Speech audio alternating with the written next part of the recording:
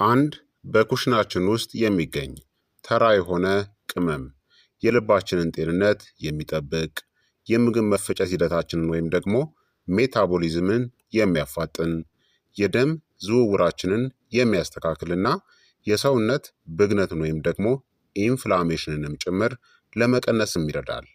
ዛሬ የምናየው ስለ ሚጥሚጣ ወይም ስለ ካይም ፔፐር ነው። ይህ በጥንታዊ የምግብ አሰራርናም በባህላዊ አመጋገብ ውስጥ ለዘመናት ጥቅም ላይ የዋለ እጅግ ድንቅ የሆነ ቅመም ነው። ለቃሪያው ማቃጠልናም ለብዙ የጤና ጥቅሞቹ ሚስጥሩ ካፕሳይሲን የተባለው ተፈጥሯዊው ንጥረ ነገሩ ነው። ነገር ግን ካየን ፔፐርን ወይም ደግሞ ሚጥሚጣን በሁሉም ምግባችን ላይ መጨመር ከመጀመራችን በፊት ልናውቃቸው የሚገቡ በጣም አስፈላጊ ነገሮች አሉ። ምንም እንኳን እጅግ ብዙ የጤና ጥቅሞች ቢኖሩትም ለሁሉም ሰው ግን ተስማሚ አይደለም። ከመጠን በላይ መጠቀም ደግሞ ያልተፈለጉ የጎንዮሽ ጉዳቶችንም ጭምር ሊያስከትልብን ይችላል።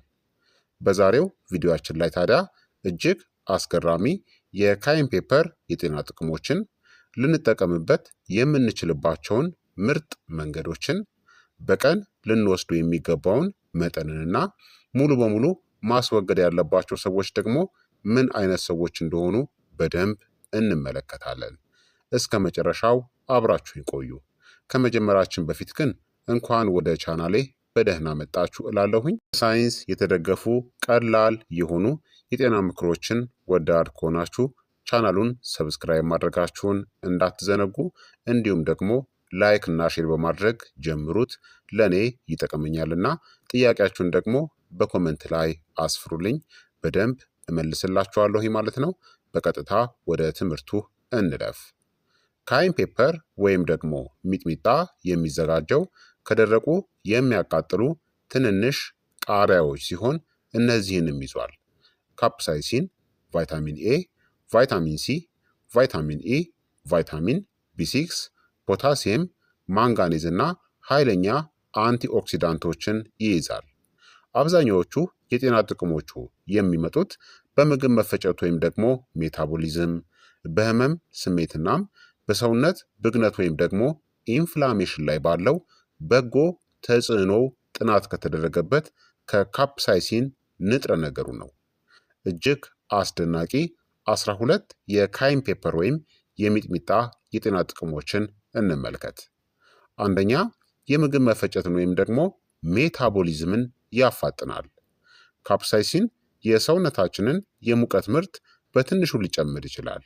ይህ ሂደት ቴርሞጀነሲስ ይባላል። ይህም ሰውነታችን በቀን ውስጥ ተጨማሪ ካሎሪዎችን እንዲያቃጥል ሊረዳም ይችላል። ካይም ፔፐር ብቻውን ከፍተኛ የሆነ የክብደት መቀነስን የሚያመጣ ባይሆንም ከተመጣጠነ ምግብናም ከመደበኛ እንቅስቃሴ ጋር ጥሩ አጋዥ ሊሆን ይችላል። ሁለተኛ፣ የምግብ ፍላጎትንም ለመቆጣጠር ይረዳል።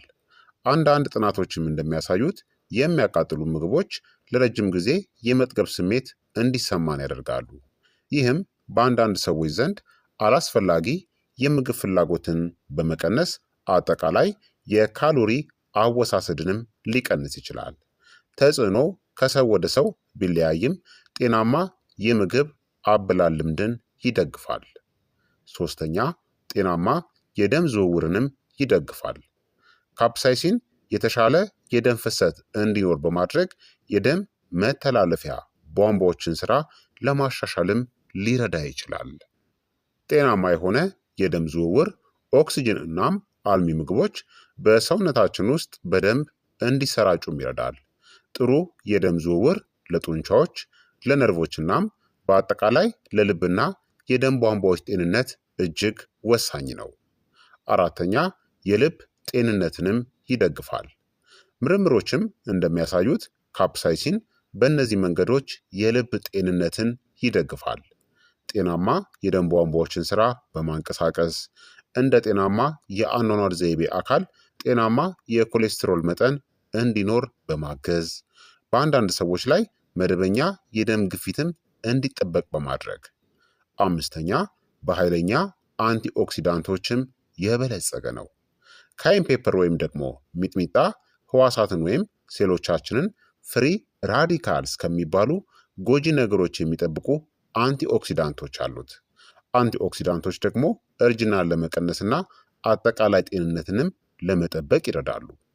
ስድስተኛ ህመምንም ሊቀንስ ይችላል። የካይን ፔፐር ወይም ደግሞ የሚጥሚጣ በውስጡ ያለው ካፕሳይሲን ንጥረ ነገር ለህመም ማስታገሻነት በሚያገለግሉ የሐኪም ማዘዣ ባላቸው እናም ያለ ማዘዣ በሚሸጡ ክሬሞች ውስጥም ይገኛል።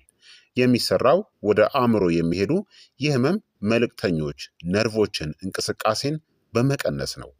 አብዛኛውን ጊዜ ለአርትራይተስ ወይም ለመገጣጠሚያ ህመም፣ ለነርቭ ህመም፣ ለጡንቻ ህመም ወይም ደግሞ ብግነት፣ ለመገጣጠሚያዎች ህመምም ጭምር ይረዳል። ሰባተኛ ጤናማ የምግብ መፈጨትንም ያግዛል። ብዙ ሰዎች የሚያቃጥል ምግብ ሁል ጊዜ ሆድን ወይም ደግሞ ጨጓራን ይጎዳል ብለው ያስባሉ። ነገር ግን የሚያቃጥል ምግብ በሚስማማቸው ሰዎች ላይ በተመጣጣኝ መጠን ሲወሰድ የምግብ መፈጨት አሲዶችን በማነሳሳት መደበኛ የምግብ መፈጨትን ይደግፋል። ሆኖም ግን ታዲያ የጨጓራ ቁስለት ወይም ከፍተኛ የጨጓራ አሲድ ወደ አፍ መመለስ ወይም አሲድ ሬፍለክስ ካለባችሁ ካይን ፔፐርን ህመሙን ሊያባብሰው ይችላል ማለት ነው። ስለዚህ መጠቀም የለባችሁም የጨጓራ ህመም ካለባችሁ። ስምንተኛ የደም ስኳርን ለመቆጣጠርም ይረዳል። አንዳንድ ጥናቶች እንደሚያሳዩት ካፕሳይሲን የኢንሱሊን ሴንሲቲቪቲን በማሻሻል ከምግብ በኋላ የደም ስኳር መጠንን ለማስተካከልም ይረዳል። ሆኖም የስኳር በሽታ ያለባቸው ሰዎች የጤና ባለሙያቸውን የህክምና መመሪያ መከተላቸውን መቀጠል አለባቸው። ዘጠነኛ የሰውነት በሽታ የመከላከል አቅምንም ይደግፋል። በውስጡ ባለው ቫይታሚን ሲ እናም ቫይታሚን ኤ ምክንያት ካይን ፔፐር መደበኛ የሰውነት በሽታ የመከላከል አቅምን ይደግፋል። ቫይታሚን ኤ በተጨማሪም ጤናማ ቆዳ እናም የመተንፈሻ አካላት የውስጥ ሽፋን እንዲጠበቅም ይረዳል። አስረኛ የአፍንጫ መዘጋትንም ሊያስታገስ ይችላል። የሚያቃጥል ምግብን ከተመገባችሁ በኋላ ከአፍንጫችሁ ንፋጭ ሲፈስ አስተውላችሁ ታውቃላችሁ? ካፕሳይሲን በጉንፋን ወቅት ንፍጥን ጊዜያዊ በሆነ መልኩ በማቅለል የታፈነ አፍንጫን ለመክፈት ይረዳል። ይህ እፎይታ ታዲያ ጊዜያዊ ስለሆነ ለከባድ ኢንፌክሽኖች ህክምናን መተካት የለበትም። 11ኛ የአይንናም የቆዳ ጤንነትንም ይደግፋል። ቫይታሚን ኤ ጤናማ የአይን እይታን፣ ጤናማ ቆዳንናም ጤናማ የበሽታ መከላከል አቅምን በተመሳሳይ ጊዜ ይደግፋል። አንቲኦክሲዳንቶች ደግሞ የቆዳ ሴሎችን ከጉዳት ይከላከላሉ። 12ኛ ብግነትን የመቀነስ ተጽዕኖ አለው። የረጅም ጊዜ የሰውነት ብግነት ወይም ደግሞ ኢንፍላሜሽን ከብዙ የረጅም ጊዜ የጤና ችግሮች ጋር የተያያዘ ነው። ምንም እንኳን ተጨማሪ በሰዎች ላይ የተደረጉ ጥናቶች የሚያስፈልጉ ቢሆንም አንዳንድ ምርምሮች ግን እንደሚያሳዩት ካፕሳይሲን በሰውነት ውስጥ ያሉ የተወሰኑ የብግነት ሂደቶችን ለመቀነስ ይረዳል። ታዲያ ካይን ፔፐርን ወይም ደግሞ ሚጥሚጣን እንዴት መጠቀም እንችላለን? ካይን ፔፐርን በቀላሉ ለመጠቀም እነዚህን መንገዶችን ሞክሩ። በምግቦች ላይ ነስነስ በማድረግ፣ በእንቁላል ላይ፣ በመረቅ ላይ በመጨመር፣ በወጥ ላይ፣ በተጠበሱ አትክልቶች ላይ፣ በዶሮ ስጋ ላይ፣ በአሳ ስጋ ላይ፣ በባቄላ ምግቦች ላይ እና በአቮካዶ ቶስት ላይ እንዲሁም ደግሞ በቲማቲም ጭማቂ ውስጥና በጥብስ ምግቦች ውስጥ በመጨመር መጠቀም ትችላላችሁ። ታዲያ በትንሽ መጠን ጀምሩ። እናም የሚያቃጥል ምግብ የመቻል አቅማችሁ እየጨመረ ሲሄድ ቀስ በቀስ ጨምሩ። በልክ ብቻ መጠቀም ይኖርባችኋል። ታዲያ ምን ያክል መጠን መጠቀም ደህና ነው? ለአብዛኛዎቹ ጤናማ አዋቂዎች በቀን 1/8 የሻይ ማንኪያ ወይም የሩብ መጠቀም ጤናማ ነው። እንደ የመቻል አቅማችሁ ቀስ በቀስ ወደ ሩብ የሻይ ማንኪያ በቀን ማሳደግ ትችላላችሁ። ታዲያ በዛ ማለት ሁልጊዜ ጥሩ ነው ማለት አይደለም። ከፍተኛ መጠን መጠቀም አፍን፣ ጨጓራንና የምግብ መፈጨት አካላትን ሊያቆስል ወይም ሊያስቆጣ ይችላል። ታዲያ ካይን ፔፐርን ወይም ደግሞ ሚጥሚጣን ማስወገድ ያለባቸው እነማን እንደሆኑ እንመልከት። ካይን ፔፐር ለሁሉም ሰው ተስማሚ ላይሆን ይችላል። እነዚህ ችግሮች ካሉባችሁ መጠኑን ቀንሱ ወይም ሙሉ በሙሉ አስወግዱት። የጨጓራ ቁስለት ካለባችሁ፣ ከፍተኛ የጨጓራ አሲድ ወደ አፍ መመለስ ወይም ገርድ ካለባችሁ፣ የአንጀት ብግነት ህመም ኢንፍላማቶሪ ባውል ዲዚዝ በሚያጋጥምበት ወቅት፣ የሚያቃጥል ምግብ የሚያባብሰው የኪንታሮት ህመም ካለባችሁ፣ ለቃሪያ አለርጂክ ከሆናችሁ እናም በጣም ስስ ጨጓራ ካላችሁ መጠንቀቅ ይኖርባችኋል። ከፍተኛ መጠን ታዲያ ከመጠቀማችሁ በፊት ከሐኪማችሁ ጋር ተማከሩ።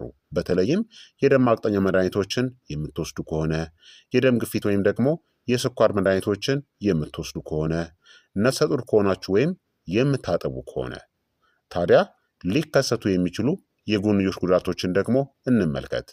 ከመጠን በላይ ካይን ፔፐር ወይም ደግሞ ሚጥሚጣ መመገብ እነዚህን ሊያስከትልባችሁ ይችላል። የጨጓራ ማቃጠል፣ በተለይ የደረት ማቃጠል ሄርት በርን የምንለውን፣ የጨጓራ ህመምን፣ ተቅማጥን፣ የአፍ ማቃጠል፣ ማላብና ጥንቃቄ ካልተደረገበት የቆዳ መቆጣትንም ሊያስከትል ይችላል። ታዲያ አልፎ አልፎ ብዙ ከመጠቀም ይልቅ ሁልጊዜ በትንሽ መጠን መጠቀም ተመራጭ ነው። በፍራፍሬ፣ በአትክልት፣ በሙሉ እህሎችና በፕሮቲን የበለጸገ ከተመጣጠነ ምግብ ጋር አጣምራችሁ ተመገቡ። የሚያቃጥል ምግብ በምትመገቡበት ጊዜ ታዲያ በቂ ውሃን ጠጡ። የሰውነታችሁን ስሜትም አዳምጡ። ካይን ፔፐር ከሚያቃጥል ቅመምነቱ ባለፈ እጅግ ብዙ ጥቅም አለው። በውስጡ ባለው ካፕሳይሲን፣ ቫይታሚኖችና አንቲኦክሲዳንቶች ምክንያት ከተመጣጠነ ምግብ ጋር ሲወሰድ የምግብ መፈጨትን፣ የደም ዝውውርን፣ የልብ ጤንነትን፣ የበሽታ መከላከል አቅምንናም ጤናማ እርጅናንም ሊደግፍ ይችላል። ሆኖም ግን ተአምራዊ መድኃኒት ታዲያ አይደለም። ለሁሉም ሰው አይስማማም። የምግብ መፈጨት ችግር ካለባችሁ የተወሰኑ መድኃኒቶችን የምትወስዱ ከሆነ ወይም ደግሞ ስር የሰደደ የጤና ስጋት ካለባችሁ መጠኑን ከመጨመራችሁ በፊት የሕክምና ባለሙያዎቻችሁን ግዴታ አማክሩ። ታዲያ ውድ ተመልካቾቼ እናንተ አዘውትራችሁ ካይን ፔፐርን ወይም ደግሞ ሚጥሚጣን ትጠቀማላችሁ? በምን ያክል መጠን ትጠቀማላችሁ? እስቲ መልሳችሁን በኮመንት ላይ አስፍሩልኝ። የዛሬው የጤና ትምህርት እንግዲህ ይህንን ይመስል ነበረ። ከተማራችሁበትና ይህንን ቪዲዮ ከወደዳችሁት ላይክ እና ሼር በማድረግ ሌሎችንም አስተምሩ። እንዲሁም አዲስ ከሆናችሁ ሰብስክራይብ ማድረጋችሁን እንዳትዘነጉ፣ ላይክ ሳታደርጉ በፍጹም እንዳትወጡ። በቀጣይ የጤና ትምህርት እስከምንገናኝ እኔንም እናንተንም ቸር ያቆየን። መልካም ጊዜ፣ መልካም ቆይታ። ቻው ቻው።